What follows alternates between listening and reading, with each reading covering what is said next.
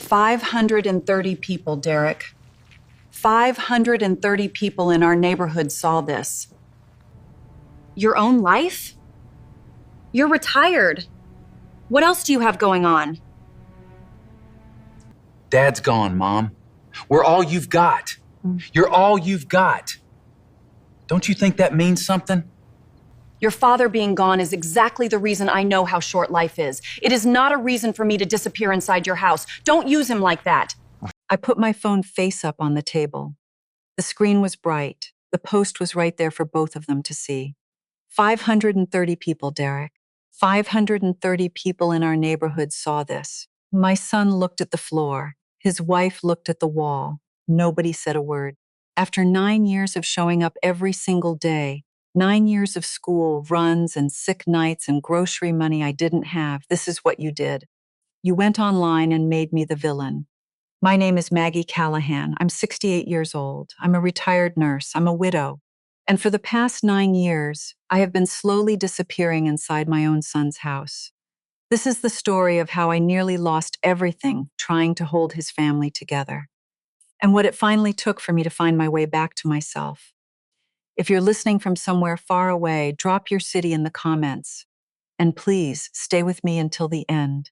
I want to start by telling you about the woman I used to be. Not because I'm trying to make you feel sorry for her, but because I think you need to know who she was before you can understand what she's lost.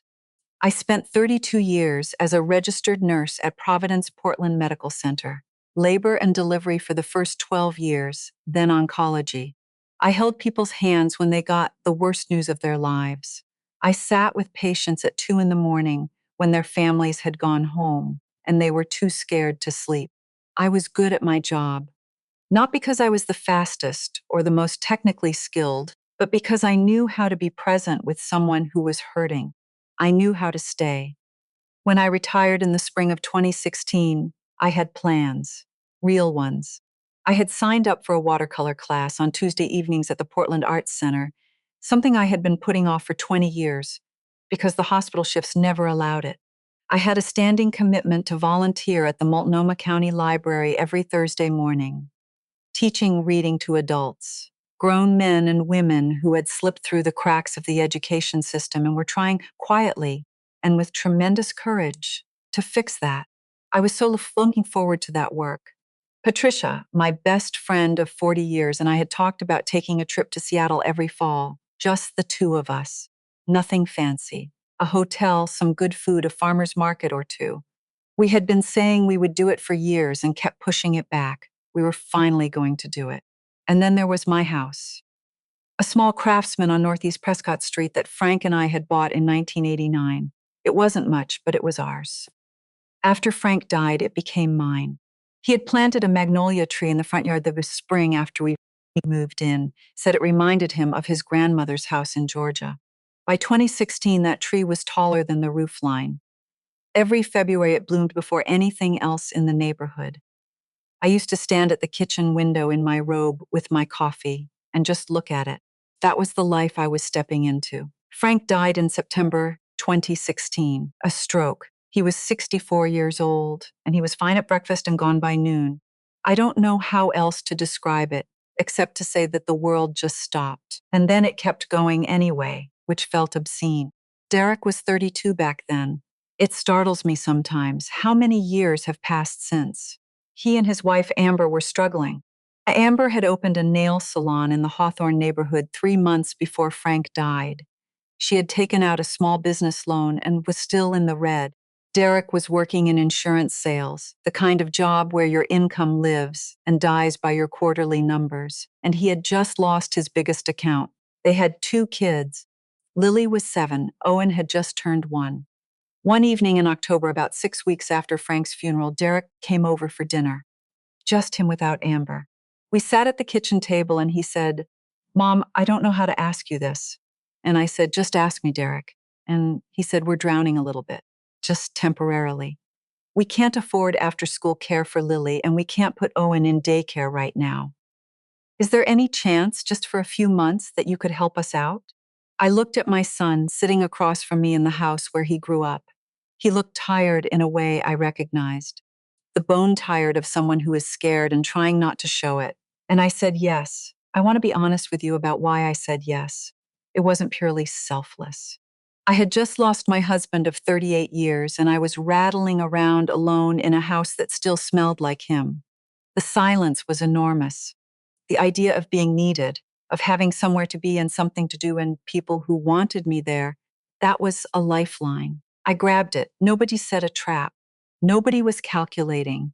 It was just two people in a painful situation making the most human decision they could. But here's what I know now that I didn't know then. The moment I said yes without conditions, without a timeline, without a conversation about what I needed to, I set a pattern. I taught everyone, including myself, that my time was available, that my schedule was flexible, that whatever I had going on, it could wait. Lily got used to me picking her up from school. Owen got used to waking up and seeing my face. Derek and Amber got used to texting me in the morning and having me show up. And I got used to being the one who showed up. By the time I might have said something, it had already become just the way things were. Amber's salon started doing better in 2017. Derek landed a new account that fall, and things eased up financially. I thought, okay, this is the turning point. This is where things shift back. But Nora was born in November 2017, and now there were 3 kids, and somehow the conversation about shifting back never happened. I dropped the Tuesday watercolor class in the spring of 2018. Lily had a stomach bug that went through the whole family one by one, and I kept saying I would go back next week. Then Derek had a work trip, and Amber needed me for bedtime. Then it was summer and the schedule was different. Then fall came, and somehow I just never re-enrolled. I told myself it wasn't a big deal. It was just a hobby. The kids needed me. I stopped showing up to the Thursday volunteer sessions at the library sometime in early 2020. I want to say it was the pandemic that ended it, and that was part of it. But honestly, it had already become inconsistent before that. There was always something. Nora's ear infection, Amber working a double, Derek asking me to cover the morning because he had an early call. Raymond was one of the students I had been working with before I stopped going. 54 years old, just out after 11 years, learning to read so he could fill out a job application without help. We had been meeting every Thursday for almost 3 months. One week I texted the coordinator and said I couldn't make it. Then another week. Then I stopped texting and just didn't show up. I think about Raymond sometimes. I wondered what he thought when I disappeared. By 2022, I was at Derek and Amber's house more days than I was at my own. I was doing school drop-offs in the morning, picking up in the afternoon, making dinner 4 or 5 nights a week, handling laundry, helping with homework, bathing Nora, tucking everyone in. I was doing all of this on Social Security of $1,450 a month, and somehow, I still don't fully understand how this happened. I was also regularly buying things. Owen's shoes when he outgrew his pair, Lily's field trip fees, cereal and milk when Amber forgot to order groceries. I wasn't being paid. I wasn't asked to pay rent. But I was absolutely subsidizing their household with money I did not have to spare. My doctor told me in the spring of 2023 that I had developed chronic lower back pain, likely from years of lifting and bending without proper support. He said I needed to slow down. I nodded and drove straight from his office to pick up Nora from preschool because Amber had a client running late. There was a notebook I kept by my bed. In the front from years ago were watercolor sketches. Rough ones, practice pages from when I was first learning. The last real sketch in the book was a magnolia branch. I had started it on a Thursday afternoon in September 2016, the week before Frank's stroke. I never finished it. By 2024, that notebook had been buried under a stack of library books I hadn't read, prescription bottles, and a phone charger cord. I stopped noticing it. I want to tell you something that took me a long time to admit out loud. A big part of why I kept going, year after year, past the point of reason, past the point of my own health, was that those kids needed me in a way that felt real and uncomplicated. When Lily was struggling with fractions, and she looked up at me after finally getting it right, that look on her face, I can't explain what that did for me. When Owen was sick and he only wanted me, not his mom, not his dad, just me, I'm not proud of how much I needed that. When Nora called my name first thing in the morning before she called anyone else's, some part of me held on to that like it was oxygen. I had lost my husband. I had lost the version of myself that existed when he was alive.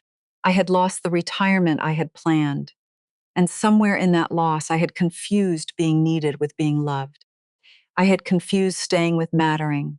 That is the most honest thing I can tell you about those 9 years. I was so busy being necessary that I forgot to ask whether I was okay. The table was set with the good plates. That was the first thing I noticed when I walked in that Sunday evening in March. Amber had a set of white ceramic dishes she had gotten as a wedding gift that lived in the back of the cabinet and only came out for Thanksgiving and Christmas. They were on the table. There was a salad in a wooden bowl. There was sparkling water in a glass pitcher instead of the usual plastic jug from the fridge. I stood in the doorway for a moment and took it in. Lily was helping Nora color something at the end of the table. Owen was already in his seat, kicking his legs under the chair the way he always did when he was waiting for something. He looked up when I came in and gave me a little wave, and I thought, okay, maybe this is it. Maybe they're finally going to say thank you. After 9 years, maybe they've planned something nice, some acknowledgement of everything I had given. I want to be honest about that thought because it embarrasses me a little now. I walked in there hoping to be thanked. I had been doing this work for so long and I was so tired, and I wanted someone to see it. I should have known better. Amber came out of the kitchen wiping her hands on a dish towel, and she smiled at me wider than usual. Derek was right behind her. He was wearing a button-down shirt, which he almost never does on a Sunday. I remember thinking that was strange. We sat down. The food was good. Amber had made a roast chicken, and there were roasted potatoes and a green salad and a loaf of bread from the bakery down the street. Nora climbed into my lap before I had even fully settled into my chair, which she always did, and I held her with one arm and reached for the bread with the other, and for a few minutes, everything felt almost normal, almost warm. Then Derek cleared his throat. He picked up his water glass and tapped it lightly with his fork, like he was making a toast at a wedding. Lily looked up from her plate. Owen stopped kicking his legs. Mom, Derek said, his eyes bright in a way I hadn't seen in a while. We have some news. Amber set her fork down. She was already smiling. Her hand moved to her stomach, just barely, just for a second, and I knew before he finished the sentence. We're expecting, Derek said. Baby number 4 is on the way. Lily made a noise, part excitement, part disbelief. Owen said, whoa, kind of under his breath. Nora, who didn't fully understand, started clapping because everyone else was reacting, and she wanted to be part of it, and me. I felt the blood leave my face. I felt it happen, that cold wash that starts at the back of your skull and moves down through your chest and into your stomach. I had about half a second to decide what to do with my face, and I made it smile. I made myself reach across and touch Amber's hand. I made myself say, congratulations, that's wonderful news. And then I picked up my fork, and I took a bite of chicken, and I chewed it, and I could not tell you what it tasted like. That's when Owen looked at me. He was 10 years old, and he was sitting directly across the table, and he was looking at me with this expression that had no business being on a 10-year-old's face. Quiet, careful, like he was reading something. He leaned forward slightly and said, in a voice low enough that only I could hear, "Are you okay, Grandma?" I looked at him. This child who had been 1 year old when I first started showing up, who had learned to walk in my living room, who called me before he called his own parents when he was scared or hurt or confused about something at school. I'm fine, honey, I said. I'm just surprised. He held my gaze for another second like he didn't quite believe me. Then he nodded slowly and went back to his food. That was the moment I think about now. Not what Derek said, not the announcement itself. Owen's face across that table at 10 years old, already knowing how to read a room better than the adults in it. After dinner, Derek found me in the kitchen while I was loading dishes into the dishwasher. Amber had taken the little ones upstairs for bath time. Lily had disappeared to her room. It was just the two of us, and Derek leaned against the counter with his arms crossed in a way that told me this was the real conversation. The dinner was the setup. This was the point. He said, "Mom, I know this is a lot. Another baby on top of everything." I kept loading dishes. I said, "It is a lot, yes." He said, "We're going to need more help, like significantly more, especially in those first few months after Amber delivers." You know how it was with Nora. I knew how it was with Nora. I was the one who had been there for it. I said, "Derek, can we talk about this another time? Tonight is supposed to be a celebration." He said, "Yeah, of course. I just want you to know we're counting on you. You've always come through for us, and we know you'll come through again." His voice had this tone in it, warm, almost grateful, but underneath it was something else, an assumption so deep it didn't even know it was an assumption. It wasn't asking, it was confirming. I nodded. I said, "Okay," and he went back to the living room. I stood there at the sink with the water running for a long time after that. I drove home alone that night. Portland in March is dark by 6 o'clock, and the rain was just starting. That light Pacific Northwest drizzle that isn't quite rain but gets into everything. I had the radio off. I just drove. I stopped at a red light on Burnside and I sat there and I thought about the list. Not a list anyone had given me, the list in my head that I had been quietly keeping for 9 years. Every Tuesday, I didn't go to my painting class. Every Thursday, I didn't show up at the library. Every trip to Seattle that Patricia and I kept rescheduling. Every morning, I woke up in my own house and thought about what I needed, and then got a text and went to take care of something else instead. I thought about my back, which hurt every single night now. I thought about my blood pressure medication that I sometimes forgot to take because I was rushing out the door before 7 in the morning. I thought about the $1,450 that came in from Social Security every month and how it went right back out to bills and groceries and medications and the gaps I kept quietly filling in Derek and Amber's house. I thought about being 68 years old and sitting in a car in the rain and not being able to name a single thing I had done for myself in recent memory. The light turned green. I drove. When I got home, I sat at the kitchen table for a long time without turning on more than the one light over the stove. The magnolia tree was just a dark shape outside the window. Frank had loved that tree. He used to say magnolias are stubborn flowers. They bloom when it's still cold before anything else is willing to try. He thought that was something to aspire to. I pulled out my notebook, the old one with the sketches in the front. I opened to the magnolia drawing I had started the week before he died.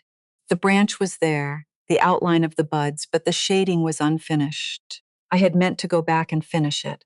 That was almost 9 years ago. I closed the notebook and put it back where it had been.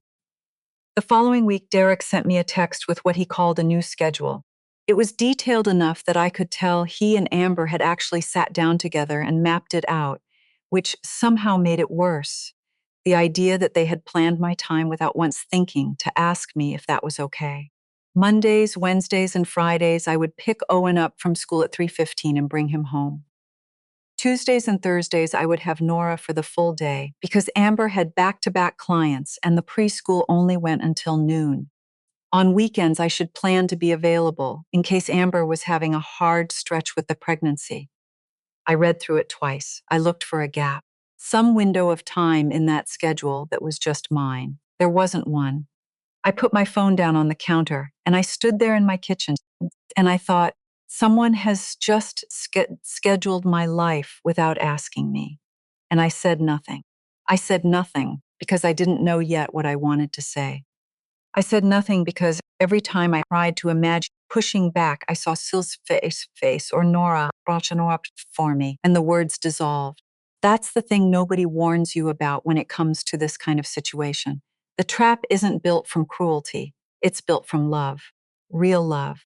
And love is a very hard thing to argue with. What made those weeks particularly hard to navigate was Amber's way of communicating. She never said outright, "I need you to do this."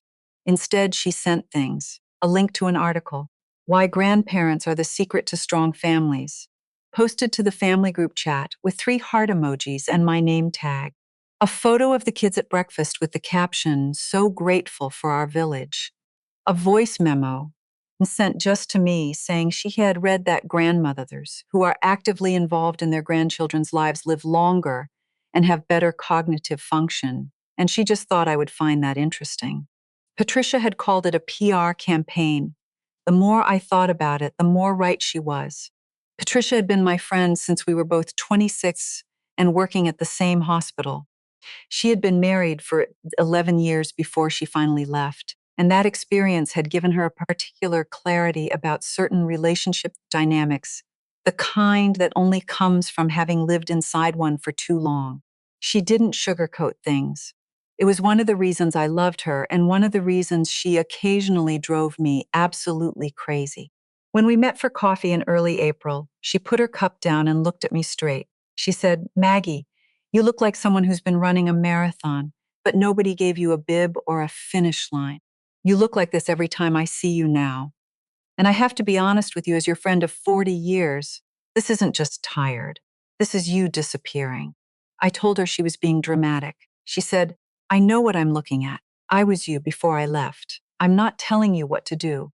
I'm just telling you what I see." I didn't say anything to that, but I thought about it for a long time afterward. It was about 2 weeks after the announcement that I stopped by Derek and Amber's house one afternoon to pick up Owen's jacket, which he had left behind the day before. I wasn't supposed to be there. It was one of the rare afternoons not on my schedule.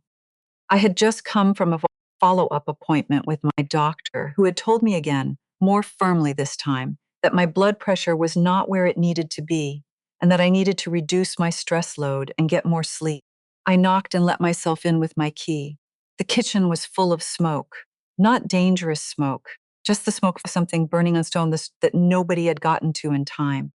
Nora was sitting on the floor, crying with her arms out, wanting to be picked up, and Amber was standing at the stove in her work clothes, looking at a pan of something that had gone completely wrong, close enough to tears herself that she didn't even hear me come in. Every instinct I had, 32 years of nursing, 9 years of being the person who fixed things, told me to walk over, take the pan, send Amber to sit down and handle it. I could have had a workable dinner on the table in 40 minutes without breaking a sweat. I didn't do that. I walked over and I turned off the burner. I picked Nora up and held her for a moment until she stopped crying, then set her down with a box of crackers to keep her occupied. And then I stood next to Amber and I said, "Tell me what you were trying to make." She told me. It was a chicken stir fry, something she had seen online, and she had gotten the pan too hot and the sauce had burned before the chicken was cooked through. I said, "Okay." I showed her how to deglaze the pan with a little water to save what was there. I showed her the right temperature for the burner. I stood next to her and talked her through finishing the dish while she did the actual cooking. I didn't take over. I just stood there. When it was done, she plated it herself and stood back, and I could see her exhale, she said quietly. "I don't know how you do this every day. I really don't."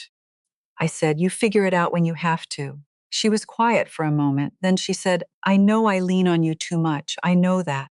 I feel like I'm always one step behind, like everyone else figured something out that I didn't, and I'm just trying to catch up and pretend I'm not."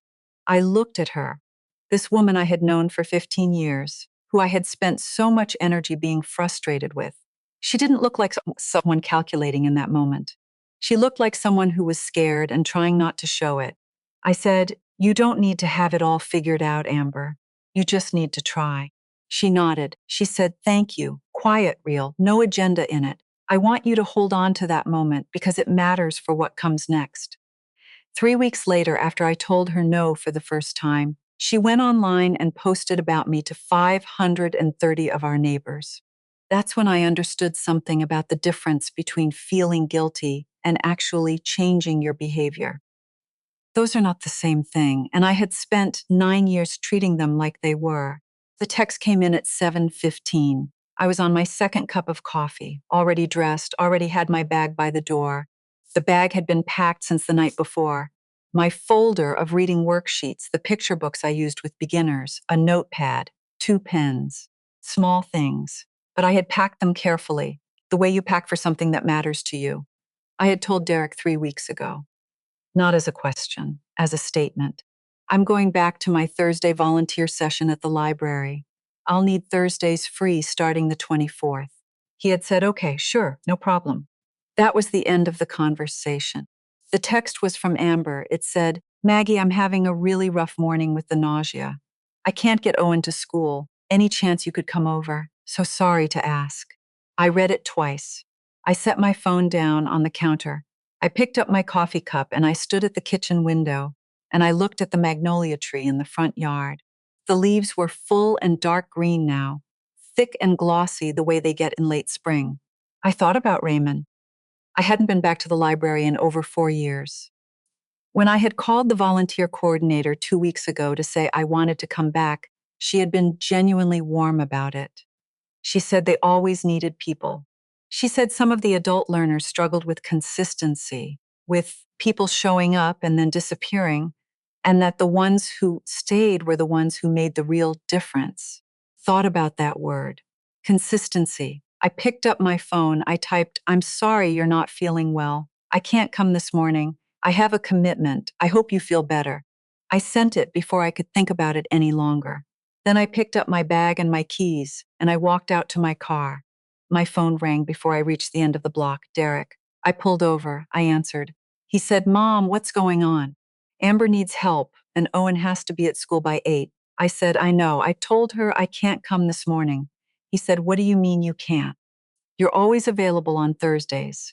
I said, I told you 3 weeks ago, Derek. I have a volunteer session at the library this morning. I'm on my way there right now. He said, the library. Mom, Owen needs to get to school. Amber is sick. Can the library thing wait? Can the library thing wait? 9 years of waiting. The painting class I waited on until I stopped waiting and just never went back. Raymond, who I had made wait so many times that eventually I just disappeared on him entirely. Patricia, waiting at a table for 2 in Seattle every fall, waiting for the year I would finally show up. Can the library thing wait? I said, Derek, I have canceled my own plans for 9 years. I gave you 3 weeks' notice about this morning. I am not canceling again. He was quiet for a moment. Then he said the thing. He said, Mom, Dad's gone. We're all you've got. You're all we've got. Don't you think that means something? I sat in my car on a side street in Northeast Portland, and I felt the full weight of that sentence come down on me. It went straight for the place where grief and guilt live together, that tender spot that had never fully healed since September 2016. Your husband dead and your son needs you, and what kind of mother chooses a library over her family? I knew what he was doing. I don't think he knew he was doing it. That's almost the harder part. It wasn't calculated. He just knew, somewhere beneath the conscious level, which lever to pull. I took a breath. Slow and deliberate, the way I had taught patients to breathe before difficult procedures. I said, Derek, your father being gone is exactly the reason I know how short life is. It is not a reason for me to disappear inside your house for whatever years I have left. Don't use him like that. Silence, not the silence of someone thinking. The silence of someone who has been stopped cold and doesn't know how to start moving again. The call ended. I don't know if he hung up or if I did. I sat there for another minute. My hands were not steady on the wheel. I want to be accurate about that. I was not calm in any triumphant way. I was shaking. My heart was going too fast. I could read my own body well enough to know that what I was feeling was a specific kind of adrenaline, the kind that comes not from danger, but from having done something that cannot be undone. I had said no, an actual no, with a reason, without apologizing for the reason, without offering an alternative or a compromise or a we'll figure something out. Just no. I put the car in drive and I went to the library. The volunteer room was smaller than I remembered. 3 other volunteers were already there when I arrived, setting up their stations. The coordinator, a woman named Bev, who had been running the program for 12 years, came over and shook my hand and said she was glad I was back. There were 4 students that morning, 2 women and 2 men. Bev introduced me to the person I would be working with, a man who stood up when I approached and offered his hand with a formality that seemed careful and deliberate. His name was Raymond. I stopped. He looked at me and I could see him trying to place the face. Then recognition moved across his expression, and then something more complicated than that. He said, you're one of the volunteers from before. I said, yes, I'm Maggie. I was here a few years ago, and then I had some family things that I stopped. I said, I'm sorry I disappeared. That wasn't right of me. He nodded slowly. He said, people do that. He said it without accusation. Just as a fact about the world, the way someone says it rains a lot in Portland or traffic is bad on the bridge on Fridays. People do that. He had built that fact into his understanding of how things work, and I found that both heartbreaking and incredibly dignified. We sat down across from each other, and I opened my folder and we got to work. Raymond was further along than I expected. In the 4 years since I had last seen him, he had kept working with other volunteers, kept going, kept showing up every Thursday, even when the volunteers changed, even when he had to start over with someone new. He was reading at roughly a 5th grade level now, slow and deliberate, moving his finger along the line, but accurate, real comprehension. 40 minutes into the session, he read a full paragraph from a short article about urban gardening without stopping once. He looked up when he finished. He said, I want to apply for a job at the Parks Department. They have a groundskeeping position. The application has a written portion. I said, then we'll work on that. He said, I didn't think I'd ever be able to do something like that. A real job application. I said, you can. You're already doing it. He looked at the table for a moment. Then he said, thank you for coming back. I drove home 2 hours later and I sat in my car in front of my house with the engine off. The magnolia was just visible over the roof line from where I was parked, full and green and completely itself. I thought about what the morning had cost me. Derek was angry. Amber was probably angrier. There would be a conversation coming that I was not looking forward to. But I also thought about Raymond reading that paragraph without stopping. The care he took with every word, the way he had looked up when he finished, not for praise exactly, but for confirmation. Yes, that happened. You did that. It was real.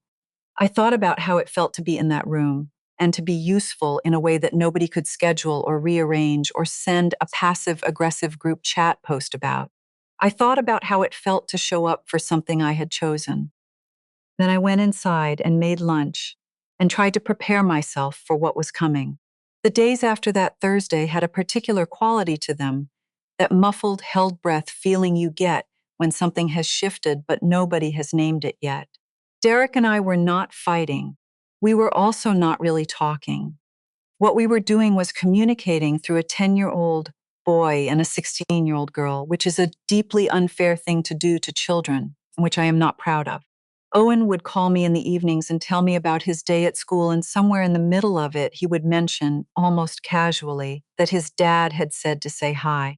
Lily would text me about a song she was learning for choir, and then add at the end, Mom seems stressed, just so you know. They were both running an informal diplomatic channel between me and their parents, and doing it with a naturalness that told me this was not the first time they had been in this position. That bothered me more than the tension with Derek. Amber had shifted into a mode I found harder to respond to than open conflict. She was relentlessly pleasant. She texted me every few days with pregnancy updates, little things. The baby had been kicking more. Her 12-week appointment had gone well. She sent a photo of the ultrasound with a string of heart emojis. She asked for my chicken soup recipe because she was craving it. Every message was warm and personal and made absolutely no reference to the fact that I had told her no 3 weeks ago. I responded to most of the messages.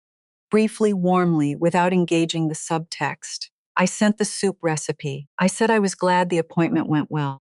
I kept my own tone even and felt quietly exhausted by the effort of it.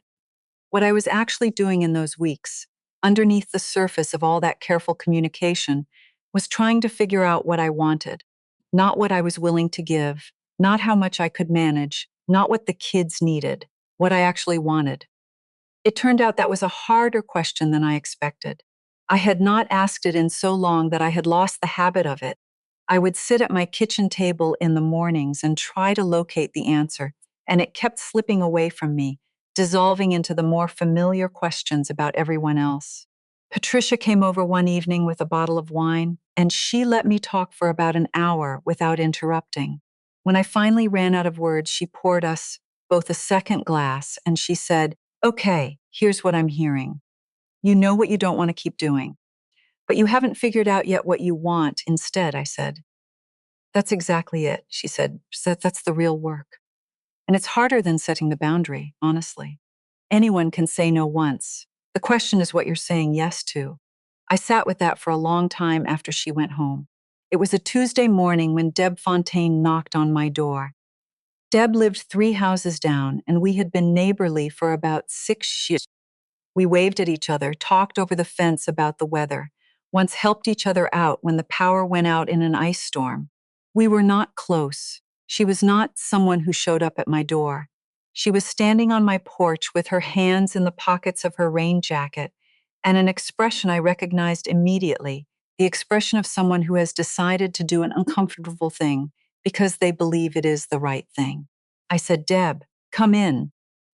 She said, "I won't stay, thank you. I just wanted to tell you something and I didn't know if I should, but I kept thinking I would want someone to tell me if it were me." She took her phone out of her pocket. She opened something and held it out to me. It was a Facebook post, Amber's account, posted to the neighborhood group. The one with 530 members that people used for lost cat notices and recommendations for plumbers and arguments about the proposed bike lane on Prescott. The post had been up for 2 days. It said, "It's hard to describe how isolating it feels to be pregnant and not have the family support you were counting on. My mother-in-law has decided this is the right time to focus on herself, and I respect that, but it leaves us in a really difficult place. Growing a family is hard enough without feeling abandoned by the people you love. Praying for grace and for all the families out there doing this without a safety net." 47 comments. I scrolled through them. "Oh, honey, you've got this," from someone I recognized as a woman who lived on the corner of Prescott and 33rd. "Grandparents just aren't what they used to be," from a man I didn't know. "Some people are just selfish, I guess," from an account with no photo. "You deserve so much better," from at least a dozen different people. One person had written, "Your mother-in-law sounds like a real piece of work," and that comment had 11 likes. My name was not in the post. It did not need to be. Anyone in that group who had ever seen me drop the kids off, or pick them up, or park in front of Derek and Amber's house, which was 4 blocks away, would know exactly who she was talking about. I read through the comments twice. I handed the phone back to Deb. I said, "Thank you for showing me." She said, "I'm sorry, Maggie. I just thought you should know." I said, "You did the right thing. I mean it." She nodded and went back down my porch steps, and I closed the door and stood in my hallway in the quiet. I want to tell you what I felt because I think it matters. People might expect rage or humiliation, and those things were there underneath, yes. But what I felt most clearly, standing in my hallway with the door just closed behind me, was something closer to cold clarity. The kind you get when something you suspected but couldn't quite prove is suddenly just true, right there in front of you, undeniable. She had sat in her kitchen 3 weeks ago and said real things to me. I had believed them and been moved by them and stood next to her and helped her finish cooking dinner and meant every word I said. And then I had told her no on a Thursday morning, and she had gone online and made me a villain in front of 530 of my neighbors. And I don't think evil is the right word for it. I had spent enough time thinking about it by then to understand what had actually happened. She was scared. She felt abandoned. She did what people do when they feel those things and don't have better tools available. She went looking for witnesses. She went looking for people who would confirm that her version of events was the true one. But understanding why someone does something does not mean the thing they did is okay. I had known that from 32 years of nursing. You can have compassion for someone's pain and still hold them accountable for what they did with it. What I understood standing in my hallway was this. Amber had shown me her limit. She had shown me that when she felt threatened or rejected, she would go outside the family and build a case against me. And I could not afford to keep operating as though we were in a relationship of mutual good faith. That evening, I was getting ready for bed when I felt the room tilt. Just slightly at first. I reached for the bathroom counter. I missed it. I woke up on the floor. The tile was cold against my cheek. My phone was on the counter above me. I reached up and pulled it down, and I lay there for a moment and thought, with complete clarity, This is what happens when a body finally says enough. I called 911. The paramedics came quickly.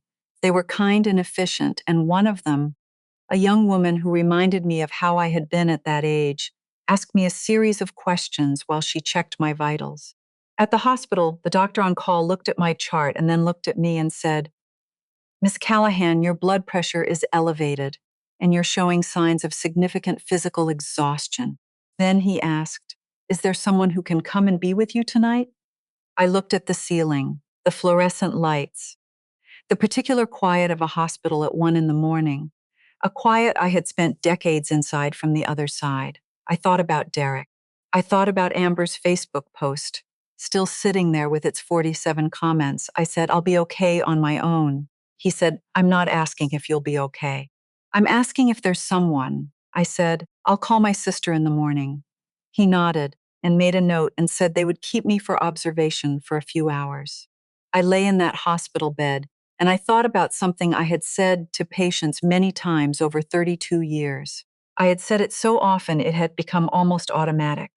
You cannot take care of anyone else if you don't take care of yourself first. I had said that sentence to hundreds of people: exhausted spouses of long-term patients, parents of sick children, daughters sitting at their mothers' bedsides, looking like they hadn't slept in weeks. I had said it with complete conviction because I knew it was true. It had apparently never once occurred to me to apply it to myself. I got home in the early morning hours.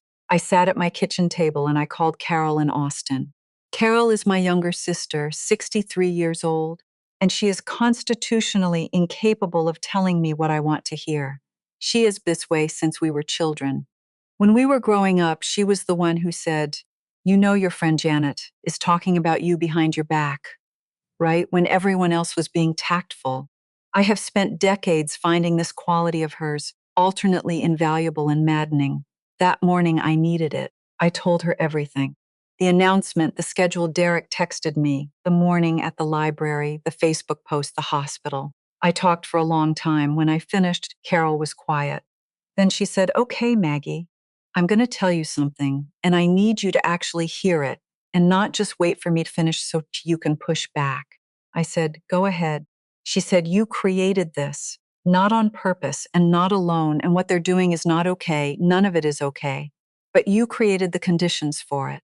The very first time Derek asked you for help, and you said yes without any conversation about what that would look like, or how long it would last, or what you needed in return. You taught him something. You taught him that you would give without negotiating.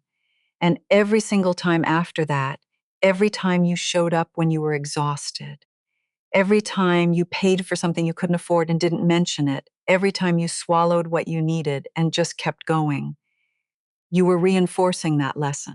You were teaching everyone around you, including yourself, that your needs were negotiable and theirs were not." I said, "I know that. I've been thinking about that." She said, "I don't think you fully know it yet, or you wouldn't still sound this surprised. What they're doing is wrong, and you built the house that made it possible."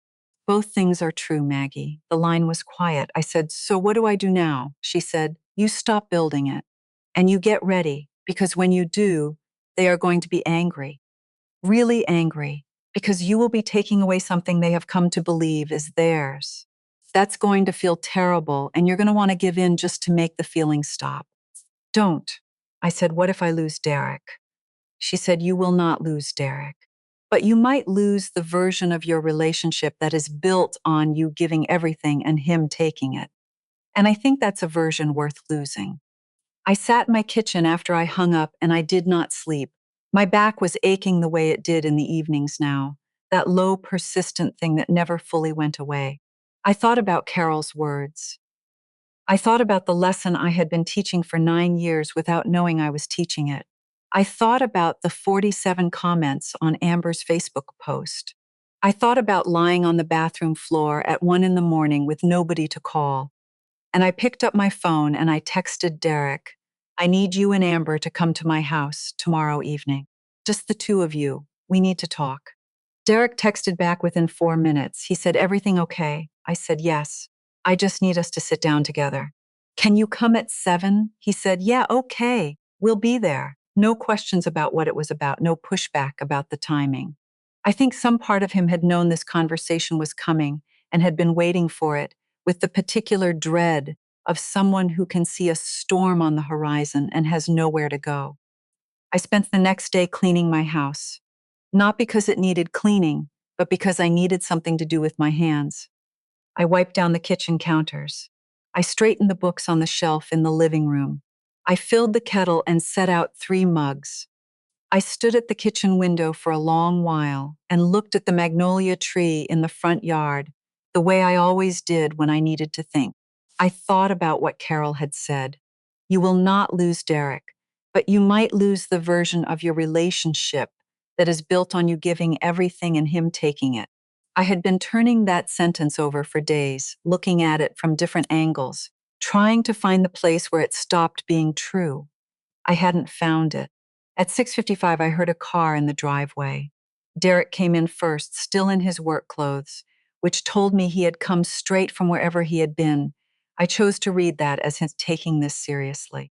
Amber came in behind him in a loose sweater, her pregnancy just beginning to show, her face carefully neutral in the way that told me she had prepared herself on the drive over. They sat on the couch. I sat in the armchair across from them. Nobody said anything for a moment. Then Derek said, Mom, what's going on? Is everything all right? I said, there's something I need to show you. And then there are some things I need to say. I'd like you to just listen until I'm done. Can you do that? He said, of course. I picked up my phone from the side table. I opened Facebook. I leaned forward and I placed the phone on the coffee table between us, screen facing up. Neither of them moved for a moment.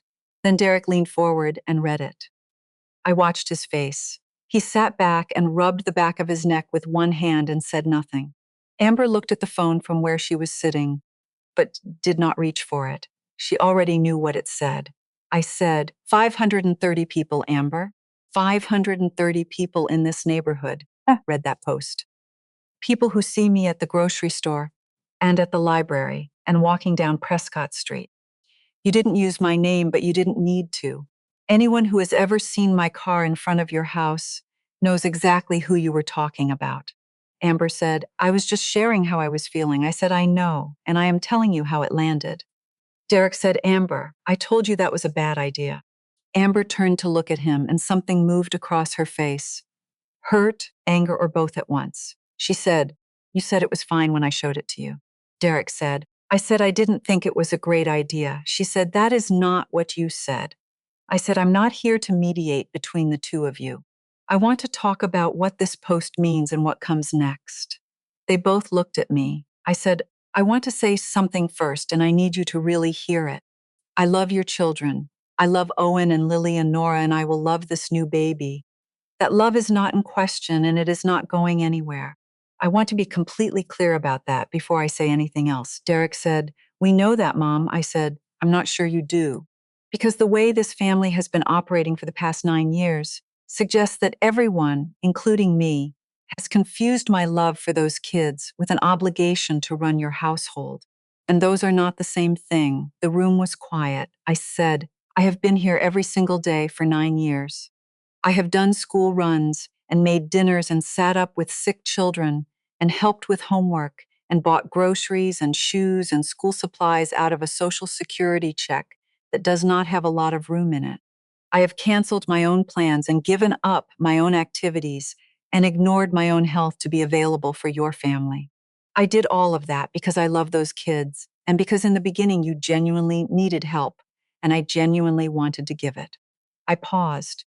I said, but somewhere along the way, it stopped being help and started being something else. It became an expectation. It became a system. And then when I started to say I need something too, when I said I need one Thursday morning for myself, the response was to go online and tell 500 people I had abandoned you. Amber opened her mouth. I kept going. I said, I am not your safety net. I am not your employee. I am not a resource to be scheduled and redistributed when the numbers don't work out. I am a 68-year-old woman with a bad back and a blood pressure problem, and a life of my own that I have been putting on hold for nearly a decade. And 3 nights ago, I collapsed on my bathroom floor and lay there alone at 1 a.m.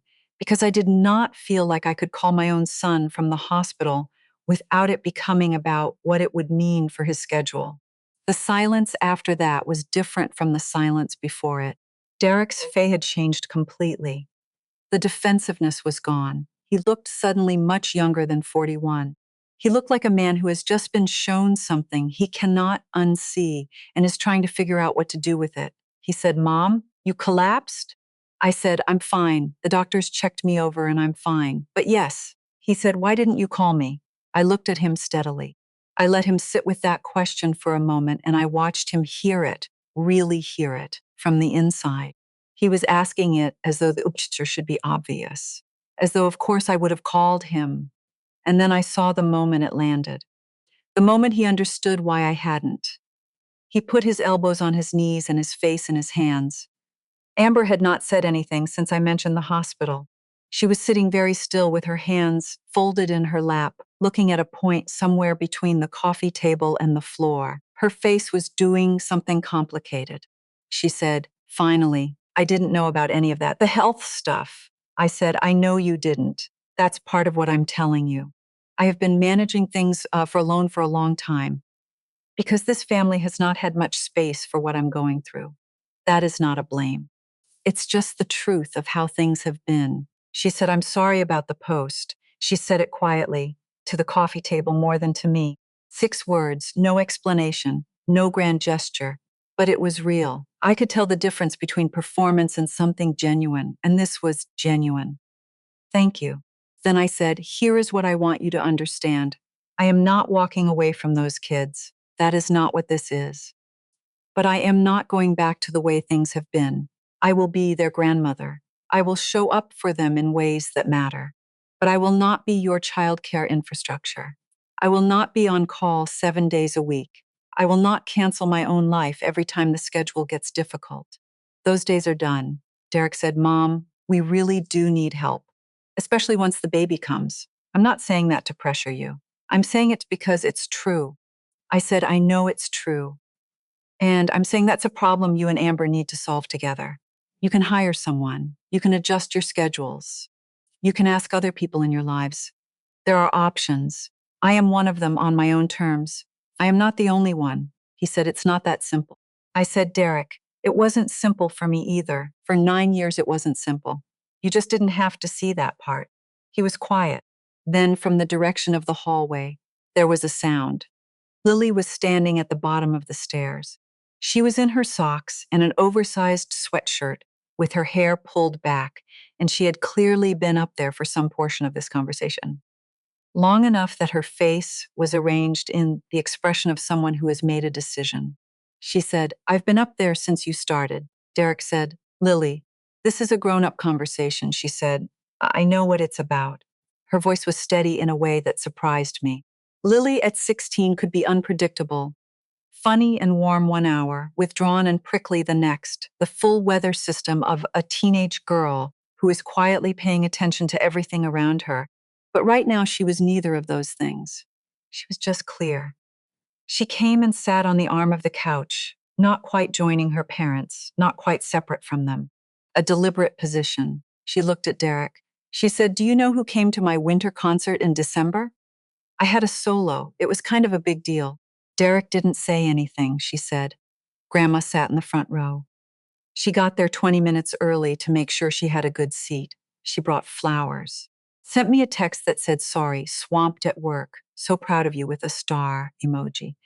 Derek said, "Lily, I had a client dinner that night that I couldn't get out of." She said, "I know. I'm not trying to make you feel bad about that specifically. I'm trying to help you understand something." She looked at Amber. "The school supply in 2nd grade," she said. "The one where I was a tree and I had 2 lines, and I thought it was the most important thing that had ever happened. Grandma was there. She recorded the whole thing on her phone, even though the video is sideways, and you can barely see anything." Amber said, "I remember that play." Lily said, "You left at intermission because Nora was fussy." Amber closed her eyes briefly. Lily said, "I'm not trying to build a case.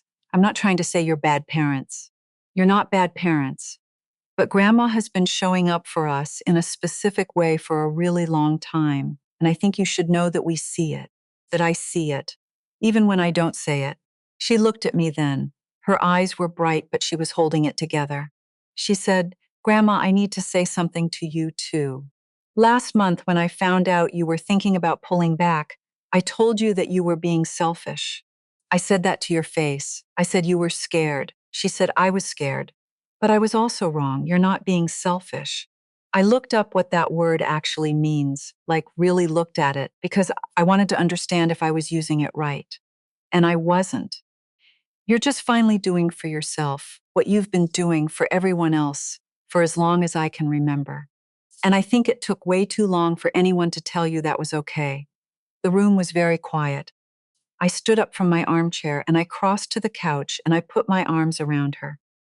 She was taller than me now, had been for about a year, and she bent slightly to lean into the hug the way tall people do with shorter ones. I held on for a moment longer than I meant to. I said into her hair, "You are going to be okay. All of you are going to be okay. But it's going to have to come from your parents now. Do you understand?" She nodded against my shoulder. She said, "I know." Derek was looking at the floor. Amber was looking at her hands. Neither of them said anything for a long time, and I did not try to fill the silence. Eventually, Derek looked up. His eyes were red at the rims. He said, "I don't really know what to say right now, Mom." I said, "You don't have to say anything tonight." He said, "I think I've been," he stopped. "I think I didn't let myself see some of this." I said, "I know." He said, "I'm sorry you were on that floor alone." I said, "I know that too." They left about 20 minutes later. Derek hugged me at the door, briefly and a little stiffly, the hug of a man who isn't sure yet where he stands, but knows he wants to stand closer than he has been. Amber touched my arm as she passed, and I let her. I locked the door and stood in my hallway in the quiet. From the kitchen window, I could see the magnolia, just the shape of it against the dark. I thought about Frank planting it in the spring of 1989, both of us in our 30s. Derek toddling around in the dirt nearby with a plastic shovel, none of us knowing what the tree would grow into. I thought about blooming when it's still cold, before anything else is willing to try. I went to bed, and for the first time in longer than I could remember, I fell asleep before midnight. 2 weeks later, on a Wednesday morning in early June, my phone rang at 7 o'clock. It was Owen. I answered on the second ring. He said, "Hi, Grandma." I said, "Hi, sweetheart." "You're up early," he said. "I know. I wanted to call before school." He paused, the way he always did when he was working up to something. Then he said, "Last night, Mom and Dad had an argument, a pretty bad one. I heard it from my room." I sat down at the kitchen table. I said, "I'm sorry you had to hear that, Owen." He said, "It was about you." Kind of.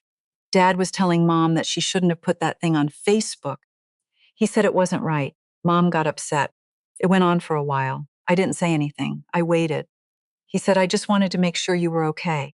Because sometimes when people argue about someone, it can make that person feel bad, even if they didn't do anything wrong. 10 years old. 10 years old, and he had lain in his bed listening to his parents fight, and his first thought when it was over was to check on me. I said, "I'm okay, Owen. I promise." He said, "Okay, good." Then quietly, he said, "Ba, are you still going to be our grandma? Like, even if things are different now?" My throat tightened. I said, "Owen, listen to me. I am always going to be your grandma. That is not something that changes, not ever. Not because of any argument or any hard conversation or any of the grown-up stuff that's been happening. You are my grandson, and I love you, and that is permanent. Do you understand?" He said, "Yeah." I said, "Do you really understand, or are you just saying yeah?" He made a sound that was almost a laugh. He said, "I really understand." I said, "Good. Now go eat breakfast before school." He said, "Grandma?" I said, "Yeah." He said, "I think you should keep doing the library thing, the reading thing. I think that's good for you." I said, "Thank you, Owen." He said, "Okay, bye, Grandma. I love you." I said, "I love you too, more than you know." The call ended.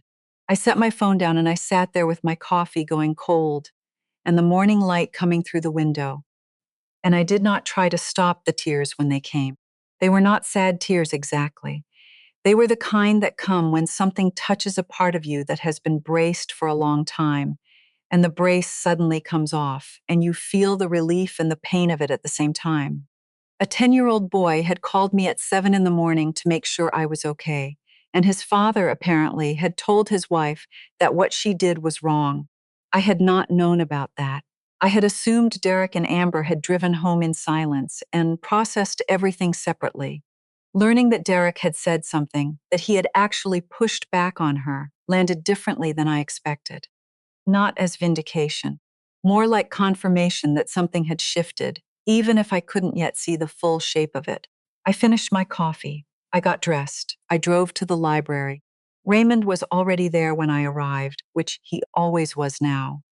In the months since I had come back, he had become one of the most consistent students in the program, there every Thursday without exception. Bev told me that was unusual. A lot of the adult learners struggled with consistency. Raymond just kept showing up. That morning, he was working on the written portion of a job application for the Portland Parks and Recreation Department, groundskeeping division. We'd been working on it for 3 weeks, going over the questions together, talking through how to answer them honestly without leading with his past, in a way that would close doors that before they opened. He had a record. That was a fact about his life. He was also a man who had spent 4 years learning to read and was preparing to enter the workforce for the first time in over a decade. Both of those things were equally true, and the application had to hold both of them.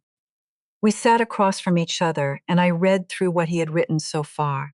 His handwriting was careful and deliberate, each letter formed with the attention of someone who had learned to write as an adult and hadn't yet reached the stage where it becomes automatic. The content was good, better than good.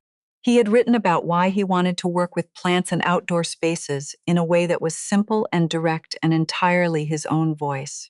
I said, Raymond, this is really strong. He said, you think so? I said, this part here, where you talk about how growing things requires patience, and you've learned a lot about patience, that's going to stand out. He looked at the paper. He said, I wasn't sure if that was too personal. I said, it's exactly right. It's honest. That's what makes it work. He nodded slowly. He said, I've been thinking about what it would feel like to have a job, a real one. To get up in the morning and have somewhere to go, that's mine. I said, I think about that too. He looked up at me. He had a way of looking at people, steady, unhurried, like he had all the time in the world and wasn't interested in pretending otherwise. The look of someone who had spent a lot of time alone with himself and made some kind of peace with what he found there. He said, you seem different than when words came back. I said, different how? He thought about it for a moment. He said, less like you're apologizing for being here. I sat with that. Then I said, that's a very perceptive thing to notice. He said, I've had a lot of time to watch people. You notice things. We worked for another hour. When the session ended, he gathered his papers carefully, put them in his folder, put the folder in his canvas bag. He stood up and pushed in his chair, and then he looked at me and said, thank you, Maggie, for coming back and for staying. I said, thank you for still being here. He nodded once and went. The months that followed were not a clean recovery. I want to be honest about that because I think the honest version is more useful than the tidy one. There were good weeks and hard weeks. There were mornings I woke up in my quiet house and felt genuinely at peace, and there were mornings the quiet felt like something was wrong. There were evenings I drove past Derek and Amber's street on my way home and had to make a conscious choice not to turn, not because I was needed there, just because some part of me still reached for it the way you reach for a habit. Patricia told me that was normal. She said when she left, she kept reaching for things that were gone too. The brain, she said, is slower than the decision. Give it time. I gave it time. Lily called me most weeks, usually on Sunday evenings. The calls had changed in quality since the night of the confrontation. Before, she had used our conversations mainly to process her feelings about her parents, about school, about the turbulences of being 16. That still happened, but it was no longer the whole thing. She was starting to ask me questions about myself, about what I thought and what I was doing and what I had been like at her age. She wanted to know about Frank.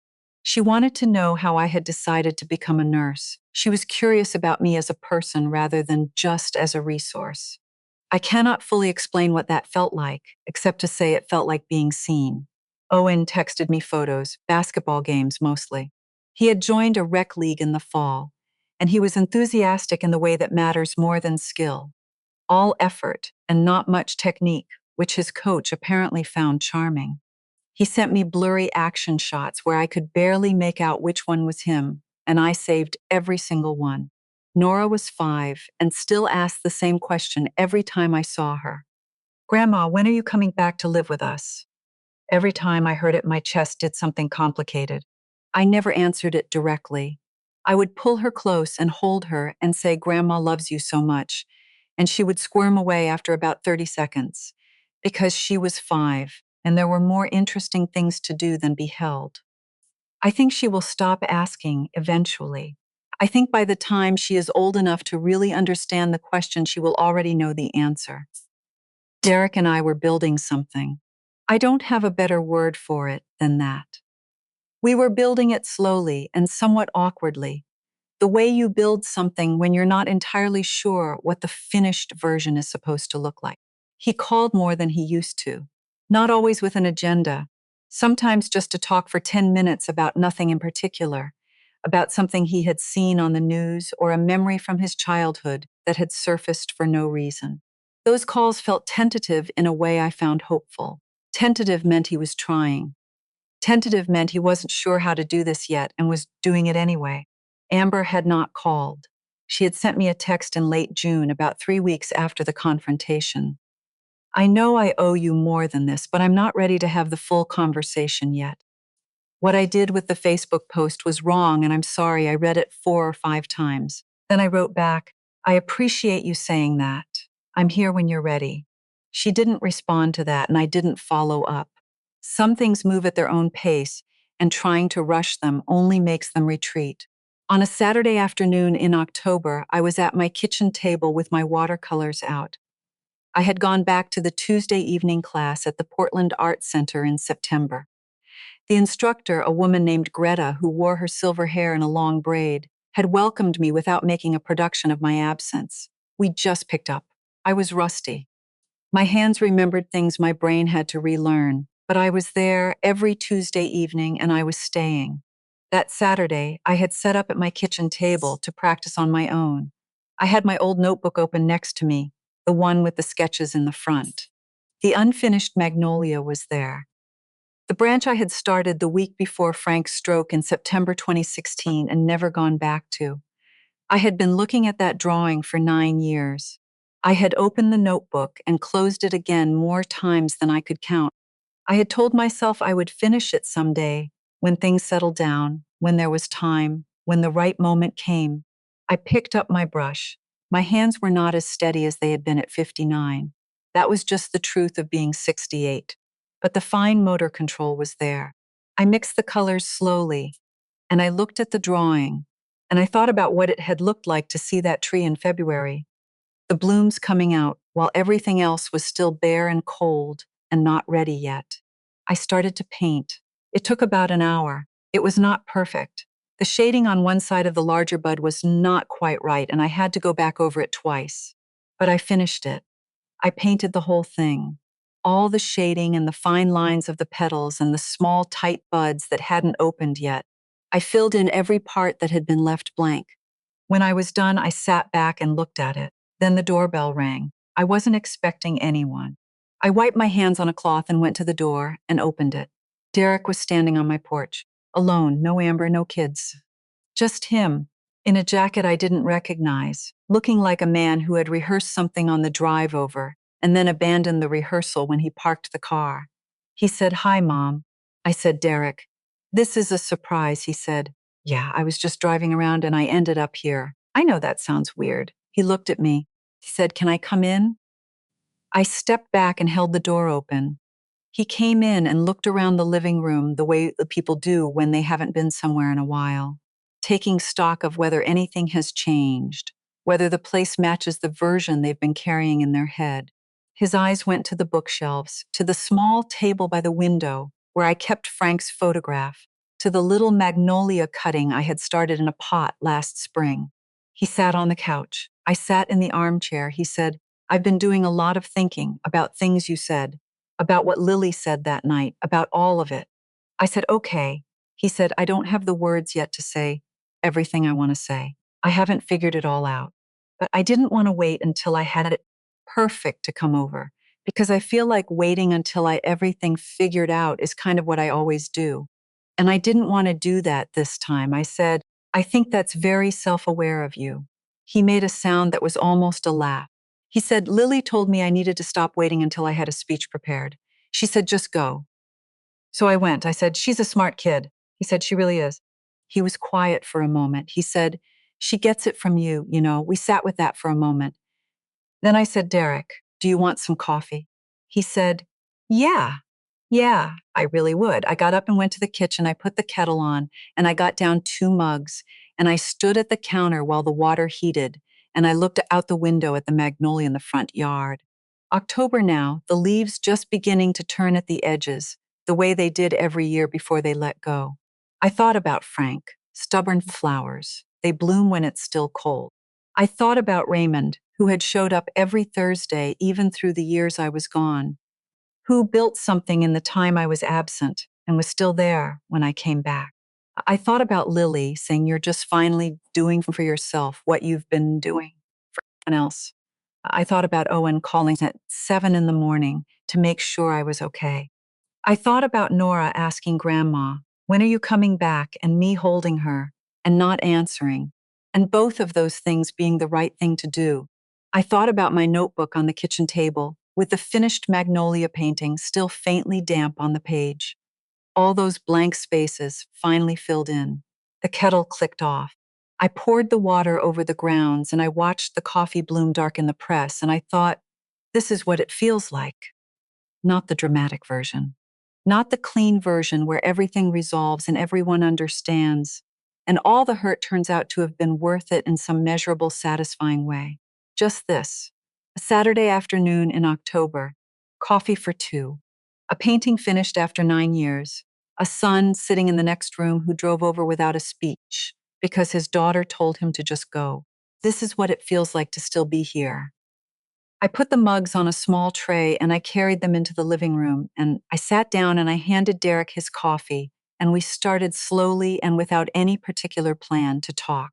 People ask me if I have regrets. Here's my honest answer. I regret not saying no sooner. I regret the Tuesday painting classes I never went back to, the Thursday mornings at the library I gave away year after year to Seattle that Patricia and I kept pushing to next fall and the fall after that. But I do not regret a single day I spent with those kids, not one. Frank used to say you cannot pour from an empty cup. I heard that for 30 years and never once applied it to myself. I said it to hundreds of patients. I just somehow never thought it had anything to do with me. So here is what I want to leave you with. Your cup matters. Filling it is not selfishness. It is how you make sure you still have something left to give to the people you love, to the strangers who need you, to the life that is still waiting for you to show up. I just wish someone had told me that before the floor.